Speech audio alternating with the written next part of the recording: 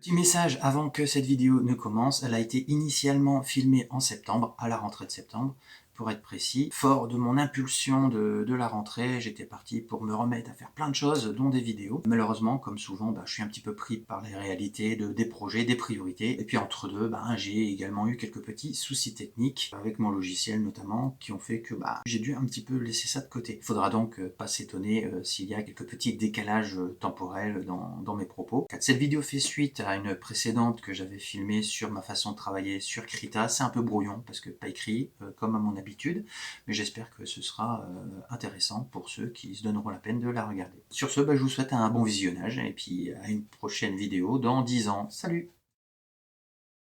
Salut tout le monde, c'est Jekyll et avec la rentrée, j'ai envie de me remettre à refaire des petites choses régulièrement sur Internet, autant que mon emploi du temps me le permet. Et donc j'ai décidé de reprendre un petit peu ce que j'avais fait dans une précédente vidéo où j'expliquais un petit peu comment je travaillais sur Krita. Donc, sans plus attendre, ça, c'était ce que j'avais commencé pour montrer un petit peu, expliquer un petit peu comment je travaillais. Donc je pourrais continuer à faire ça. Mais comme c'est une planche qui était improvisée, c'est pas très intéressant. Par contre, je dois faire une planche de Youpi pour le prochain Logotosine. C'est un fanzine BD qu'on a créé avec des potes il y a bien 12 ans. Donc on fait de la BD, tout un tas de délires, des romans photos, des illustrations, des nouvelles, enfin un petit peu vraiment de tout en vrac avec un humour trash, humour débile, etc. Et donc on prépare un nouveau numéro qui est le combien? Le 17. Tout ça pour dire que du coup j'ai une page de Youpi à faire. Le thème du numéro c'est les portes. Je suis parti sur un truc qui s'inspire de la nuit des morts vivants. J'ai importé des calques qui sont tout simplement des images du film qui me servent de référence. Celle-là elle est bien, elle illustre bien le genre de truc que j'aurais bien aimé dessiner, mais en fait j'aurais pas le temps, j'ai qu'une page. Ici on peut voir, j'ai déjà le plus facile, ma page titre. Donc là j'ai commencé à crayonner ça. Alors je vais passer en mode gomme, tout simplement en appuyant sur la touche E. Donc voilà, là je gomme un petit peu, j'atténue, j'appuie pas comme un bourrin, je vais pouvoir repasser. J'expliquais, il me semble, dans la précédente vidéo, je vais fonctionner comme ça par couche. Je fais déjà au traditionnel, c'est-à-dire que quand je fais un crayonné, je vais repasser plein de fois. La différence, c'est que quand on est au traditionnel, il arrive un moment, le papier fatigue un petit peu à être creusé par le crayon, gommé, redessiner, etc. Donc le truc c'est effectivement, je vais cleaner progressivement, affiner le trait, soit je vais alterner avec la gomme, soit je vais créer un nouveau calque. Bon, la tête me semble à peu près bien. Alors je vais déjà pouvoir montrer un petit outil sympa, c'est l'outil de transformation. Là par exemple, je trouve que la tête est quand même un petit peu grosse, j'ai envie de la rétrécir un petit peu. Donc déjà je vais prendre l'outil de sélection. Je vais juste sélectionner la tête de Youpi. Là, je vais faire CTRL-T. À partir de là, je peux le modifier de plein de façons, que ce soit, je peux l'écraser comme ça ou comme ça. Je peux même le pencher sur les côtés, etc. Donc ça, c'est des petits trucs que j'utilise beaucoup quand je fais un crayonné, quand je vais modifier des éléments. Donc là, en l'occurrence, je veux pas en changer les proportions, donc je vais appuyer sur la touche Shift pour qu'il garde ses proportions, tandis que je réduis. Hop. Voilà, j'ai redimensionné la tête de Youpi. Là, ce que je vais faire, c'est que je vais faire un petit peu mon titre.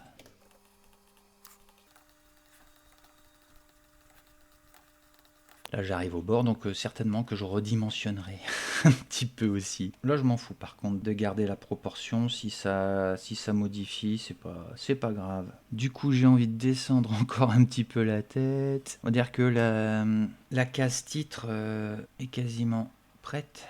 Je vais de nouveau agrandir ma gomme. Je l'augmente bien, comme ça je peux faire un petit passage. Donc je pense que je vais faire mes cases. Je vais utiliser l'outil ici en haut, rectangle. Sur la première case, je veux planter le décor et je veux montrer que c'est l'invasion des zombies. Donc ça, c'est ma ref. Elle est cool cette image. Je vais la redimensionner aussi pour pas que ça m'empiète de trop. Eh, regarde-moi ça, allez. Elle est limite à la dimension de ma case. C'est pas un signe, ça? Oh purée, il faut que j'en profite. Je vais aborder au passage une petite thématique très sensible chez les dessinateurs. Le décalcage. Et ouais, ça c'est tabou, le décalcage. Je mets ma photo, référence, là je vais faire pouf, je vais baisser l'opacité. Et du coup, bah, je peux décalquer. C'est pas bien de décalquer. J'ai une ligne, là j'ai une autre ligne, ligne de cap. La voiture qui crame dans le fond. Beaucoup de choses dans le noir. Hein. On a un bonhomme là. Décalcage, hein, c'est vite dit. Hein. On a un bonhomme, je sais pas, j'ai l'impression qu'il porte une salopette. Qu'est-ce qu'il est dégingandé, lui. Waouh. Un autre là qui porte une veste. Une petite mémé là comme ça avec cette espèce de robe de chambre. Une dame comme ça avec une robe, on dirait une robe de soirée. J'ai du mal à distinguer. C'est ça de décalquer avec des photos toutes pixelisées en noir et blanc.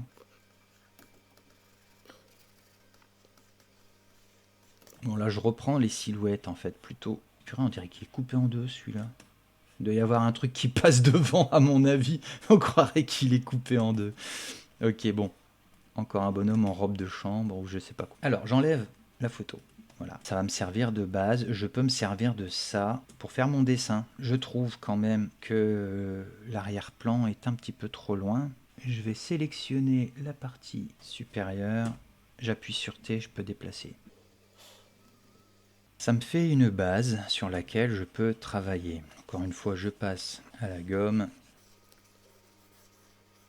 Je peux très bien ici mettre une bulle, hein, et là aussi d'ailleurs, mais souvent les bulles on va plutôt les placer en haut.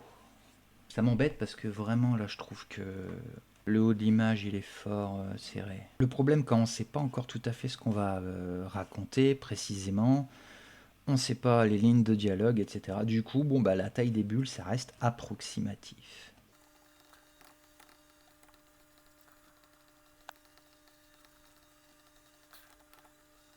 Bon là je peux mettre une bulle, effectivement.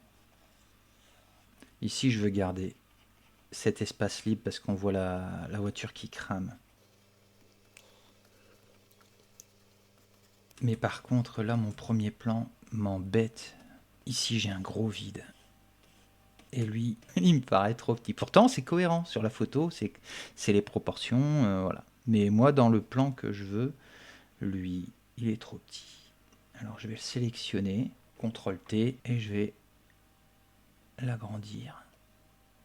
À ce niveau-là, je peux carrément rajouter un zombie au premier plan.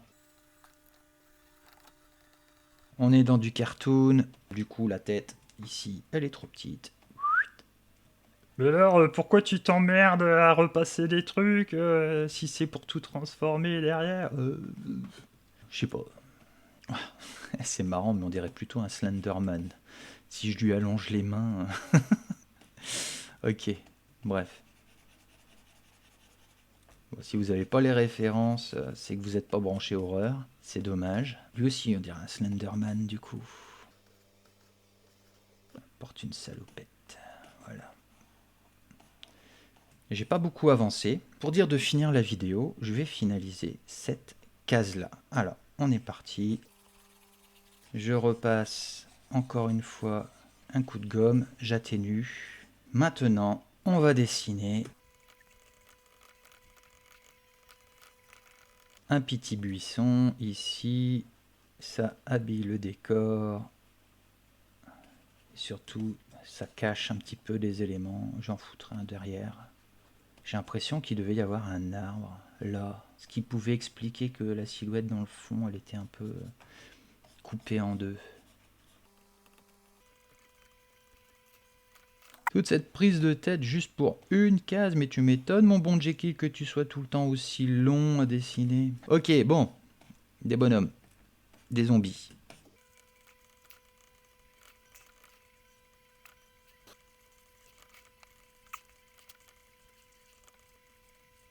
Alors les voitures. façon on s'en fout, c'est une carcasse de bagnole qui crame, donc on va pas trop s'embêter à se dire la voiture elle est pas bien dessinée. C'est qu'une carcasse, d'accord?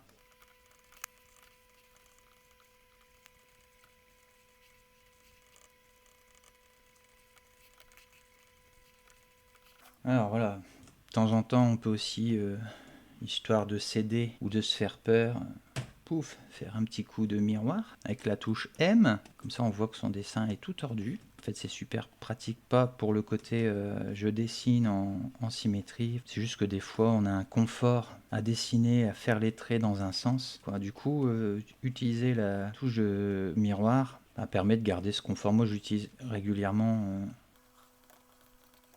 mon petit zombie de premier plan. Vraiment, il fait plus Retour des morts vivants que La nuit des morts vivants.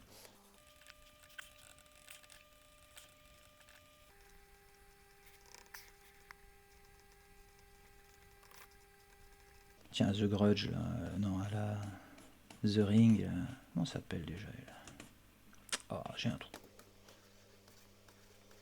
Je crois que c'est Sadako. Voilà, j'ai fait Sadako. Qu'est-ce qu'elle fout là?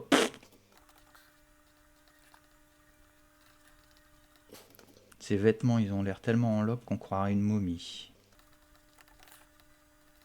Bon, lui, on le voit pas, mais je lui fais les tripes un peu à l'air. J'ai beaucoup détaillé les zombies de l'arrière-plan, alors qu'en fait, c'est pas nécessaire. C'est vraiment que des silhouettes. Comme il y a Sadako ici, je vais faire un puits. Est-ce que c'est cohérent? Non. Est-ce que ça colle dans la perspective? Non. Bon, là, je sais qu'il y a une bulle, mais c'est pas une raison pour ne pas dessiner ce qu'il y a derrière. C'est le moment où je veux planquer des choses. Là, ça m'embête de devoir dessiner, par exemple, la base ici, même si je pourrais. Hein, la base de la maison se retrouvera à peu près là. Et du coup, là... comme ça. Ah, ça m'emmerde. J'aime pas.